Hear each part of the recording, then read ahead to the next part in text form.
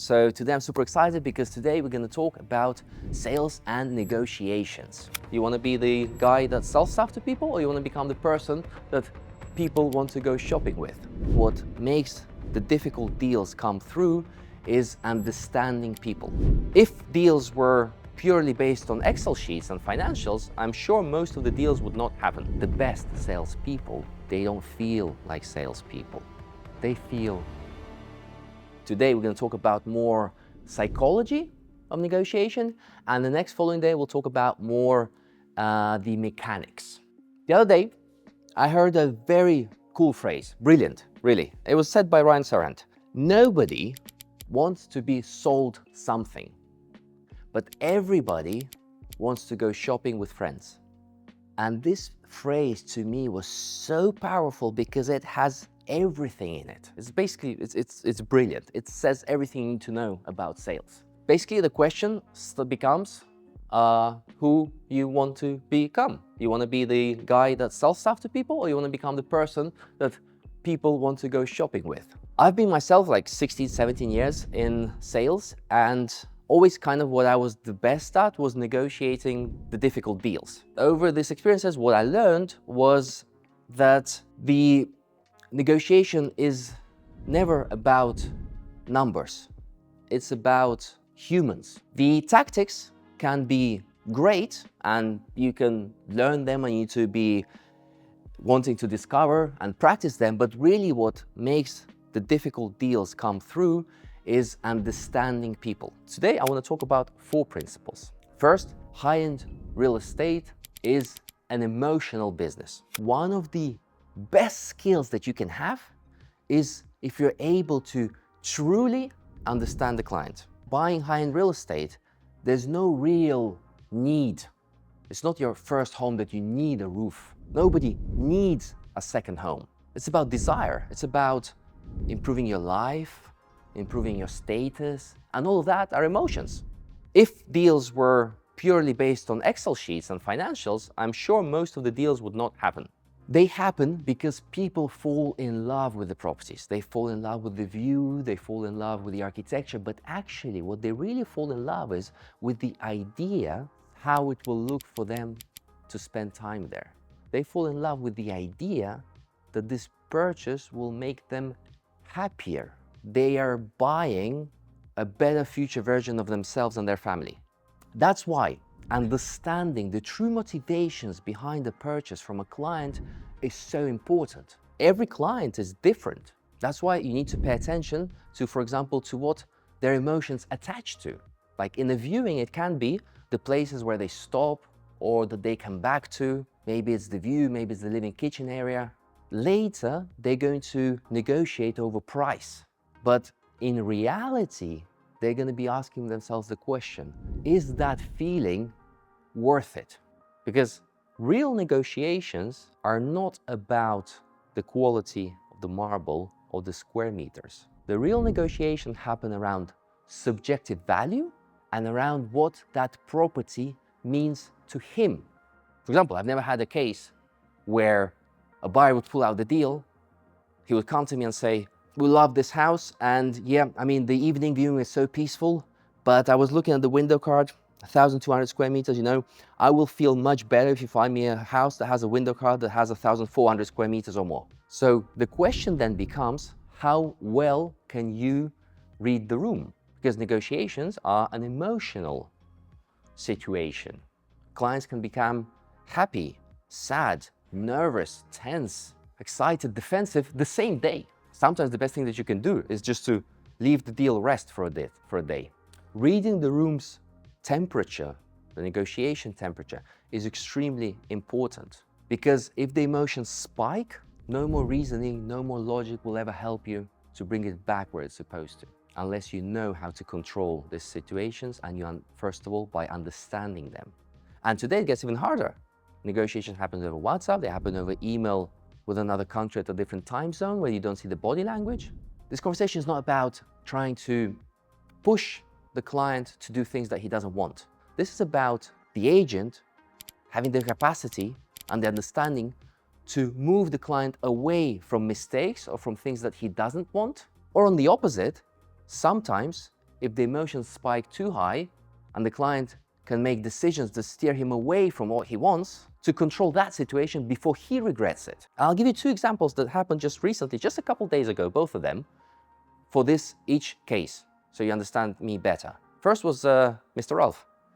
A couple days ago, just yesterday or the day before, he received a call, and correct me if I'm wrong, from the owner of Zagaleta, that just after finishing the notary. She said, "Ralph, thank you for pushing me to do this deal. I know I didn't accept your offers, and I didn't want to, but thank you for insisting and convincing me, because now I know it was the right decision." I tell you now the opposite story, the other way around. I met a client the other day. He was been searching for 2 years for a property. Imagine the effort, the time consumption. He finally found, after 2 years, the house that he loved. But the negotiation failed and he missed out on that opportunity. That was with another agency, logically. He told me, afterwards, I would have paid asking price, but I didn't like how the owner negotiated with me, so he felt he hurt my ego. What I thought to myself was, that's not the owner's fault. That's the agent that didn't know how to control the emotions and made it personal. See, two stories. None of those outcomes were motivated by price. They were motivated by how well the agent controlled the emotions. Principle number 2. Professionals negotiate emotions, not numbers. Amateurs negotiate numbers. He wants 20, he will not go more than 17, bam, bam, bam. And they pay attention to what owners and buyers say. The professionals try to understand the motivation behind the numbers. Why does he want to buy that? Or even better, why does he want this amount to sell? Is it because he wants to make another investment? What need he's gonna achieve when he receives this financial input? Does he really know how much that need will actually cost him? Maybe it's far less than he thinks. Or is he simply emotionally attached to the property and that's what you're dealing with? Or even better, maybe he simply doesn't want to feel that he's losing in the negotiation. So how can I change this feeling so he achieves his motivation, which is not to feel like he's losing in the negotiation? When you do that, you go past the numbers. You're not negotiating numbers, you're finding solutions. Principle number 3. Principle that the client is never the problem. The situation is the problem. If you see the client being the problem, you will some moment end up in a confrontation. If you see the situation as the problem, then you can try with the client to solve it. One thing I want you to think about in this principle, if you're very good at that, something may happen. The client may say, that's right. And this is actually a very powerful thing to say. It's totally different from you are right. Once I went to see an owner at his house. It was a complicated negotiation. It was the evening, everybody tired. For 2 hours, I laid out all the facts in front of him. And he said, at the end, said, you're right. The next day, he pulled out of the deal. In that situation, you're right, he was just trying to close the conversation. He wasn't feeling understood. He wasn't feeling that I'm on his side. If he would have said, that's right, that means he feels first understood. He feels that you're on his side. And that's a very big difference. That's where you move from a salesperson to an advisory role. And principle number 4, the last one, I believe that negotiations start far before the offer lands. So we need to think about building our authority. Many people, when they think of negotiations, they think at the moment when the offer is presented. But I believe that the real foundation of the negotiation starts being built far before. Basically starts being built from the moment you meet the client. The way you present yourself, the way your client perceives, he analyzes you with the front head and the back head, subconsciously and consciously. And then, when he's ready to present the offer, you either become a messenger. Hey owner, how you doing? My buyer said this. Hey buyer, how you doing? The owner said this. Buyer said this. The owner said this. The buyer said this. Maybe we can have a deal if you all say what. Or you become an advisor and you start influencing the client. But you only achieve that showing your knowledge, your experience, and being transparent. And if you do that successfully, you start building your authority in the eyes of the client. But the true authority, the real authority, you can only build if inside of you, you are capable of walking away from a deal in the benefit of the client.